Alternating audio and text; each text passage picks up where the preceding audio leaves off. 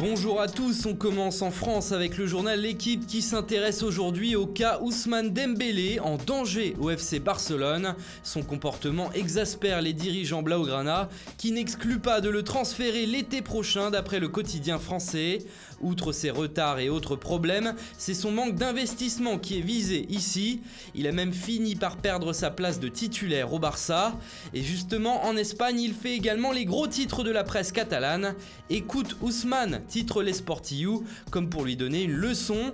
Le journal indique que le Barça fait tout pour le remettre dans le droit chemin. Une réunion s'est d'ailleurs tenue cette semaine à Barcelone pour trouver une solution.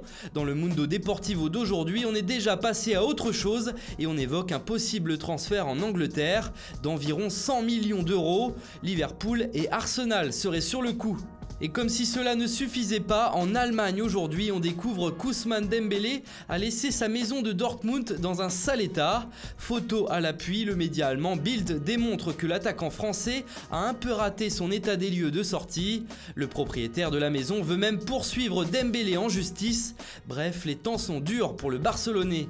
En Italie, le mercato fait encore la une ce matin. Dans Tuttosport, on apprend que l'Inter et la Juventus auraient les mêmes pistes et vont devoir batailler pour se les offrir. Parmi eux, on retrouve deux Français, Adrien Rabiot à qui il ne reste plus que 7 mois de contrat au PSG et le mancunien Anthony Martial qui brille en ce moment avec les Red Devils.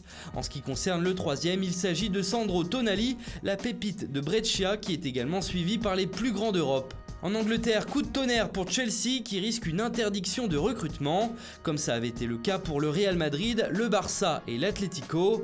Le club de Première Ligue se retrouve dans le viseur de la FIFA pour des transferts irréguliers de joueurs mineurs. Les pensionnaires de Stamford Bridge sont mis en cause pour 14 signatures de joueurs de moins de 18 ans, suspectés d'être entachés d'irrégularités, avec le nom du Lyonnais Bertrand Traoré qui est cité ici dans le Daily Mail.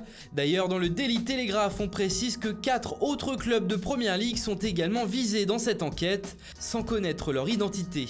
Et puis regardez qui est de retour en Angleterre, l'ancien entraîneur de Leicester City, où il avait été champion. Claudio Ranieri a signé à Fulham, quelques mois après avoir quitté le banc du FC Nantes en France. Voilà, c'est tout pour ce matin, bonne journée à tous, et à très vite sur Foot Mercato.